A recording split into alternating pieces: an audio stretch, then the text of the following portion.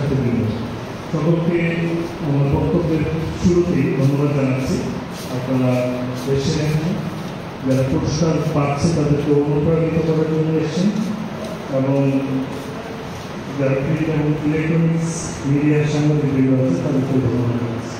আসলে আমাদের শিক্ষা সবচেয়ে গুরুত্বপূর্ণ। আমি মনে করি আমরা যদি বলি যে মৌলিক যে অধিকারগুলো আছে, খাদ্য, বস্ত্র, শিক্ষা, চিকিৎসা, বাসস্থান, তার মধ্যে আমার কাছে জীবনের মানব জীবনের সবচেয়ে গুরুত্বপূর্ণ বিষয় মনে হয় শিক্ষা। মানব শিশু আর একটা পশুর মধ্যে পার্থক্য করে দেয় শিক্ষা। প্রত্যেকেরই মৌলিক অধিকারের মধ্যে পড়ে। একটা পশুরও যেমন একটা বাসস্থান দরকার, খাদ্য দরকার, তারও চিকিৎসা প্রয়োজন আছে, কিন্তু শিক্ষাটা সে পায় না। মানব শিশুর সাথে অন্যান্য প্রাণীগুলোর যে পার্থক্য সেটা হচ্ছে শিক্ষা, সেটাই তাকে পার্থক্য করে দেয়। এবং সেই শিক্ষাটা যদি সুশিক্ষা না হয়, সঠিক শিক্ষা না হয়, নিজেকে যদি সেই অর্থে শিক্ষিত না করতে পারে, আসলে মানুষ আর পশুর মধ্যে যে পার্থক্য সেটা আসলে বোঝার কোনো উপায় নেই। তো এই শিক্ষাটা নিয়ে আমাদের সবচেয়ে বেশি চর্চা করা উচিত ছিল, যদি আমরা সেটা করতে পারি না। অনেক শিক্ষা প্রতিষ্ঠান আছে, একদম ব্যাঙের ছাতা, আমরা যে ব্যাঙের ছাতা যেভাবে গজিয়ে ওঠে, যন্ত্রতন্ত্র, অসংখ্য ব্যাঙের ছাতা একসাথে। আমাদের এখানে প্রচুর শিক্ষা প্রতিষ্ঠান আছে, কিন্তু গুণগত শিক্ষা যেটা প্রয়োজন ছিল, যেটা দরকার, সেই শিক্ষাটা কতগুলো প্রতিষ্ঠানে হচ্ছে সেটা আসলে বিবেচনার দাবি রাখে। তো আমাদের আজকের এই অনুষ্ঠানে যারা পুরস্কার পাচ্ছে, আমি অবশ্যই তাদেরকে অভিনন্দন জানাই। তারা ভালো করে এসে এই জন্যই তাদেরকে সিলেকশন প্রসিডিউরের মাধ্যমে মনোনয়ন দেওয়া হয়েছে। তবে আমি একটু সবসময় একটু ভিন্ন ধারায় কথা বলতে পছন্দ করি। আমি চাই যে শুধু হাইলাইট করবো যারা 1 বা 2 নম্বর রোলে আছে তারা নয়, আমরা প্রত্যেকের প্রতি যাতে সমান যত্নশীল হই, সেই বিষয়টা আমাদের জাতির জন্য সবচেয়ে গুরুত্বপূর্ণ। কারণ আমরা একটা মুসলিমেও কিছু সংখ্যক ভালো ছাত্রছাত্রী নিয়ে এই দেশকে এগিয়ে নিয়ে যেতে পারবো।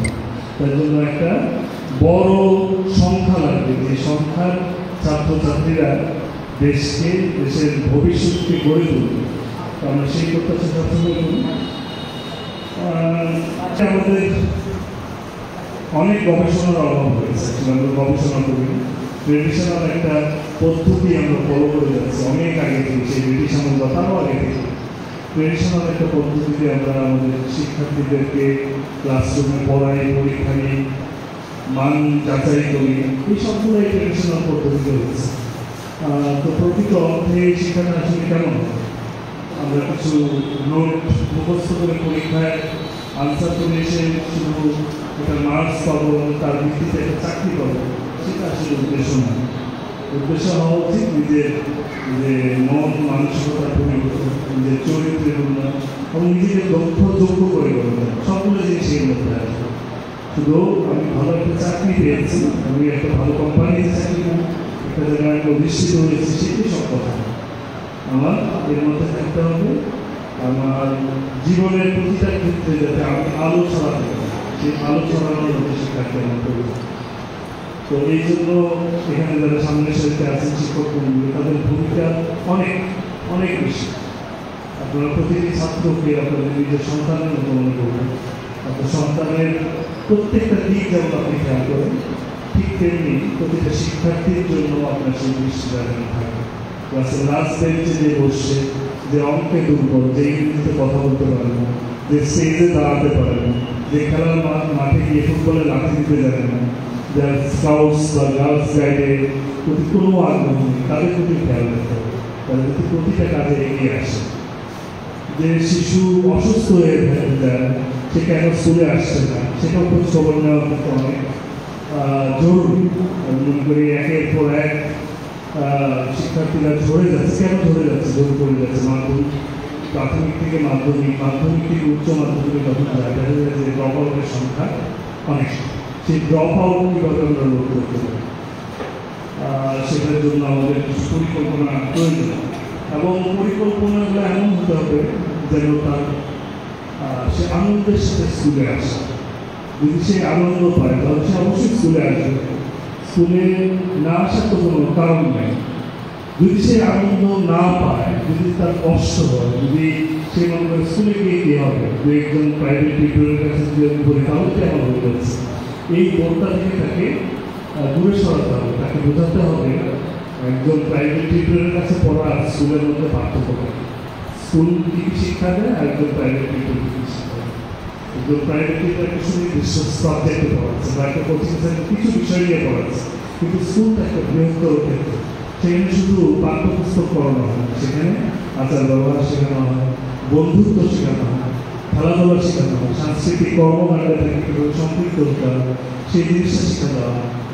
বহুবিধ শিক্ষার একটা স্থান হল শিক্ষা প্রতিষ্ঠান।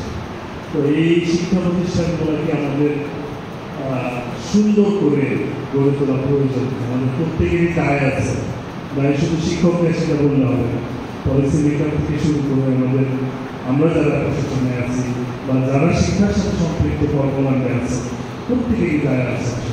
আমাদের নতুন করে চিন্তা করা প্রয়োজন কীভাবে আমাদের এই ছাত্রছাত্রীদেরকে সঠিক পথ আমরা দেখাতে পারি।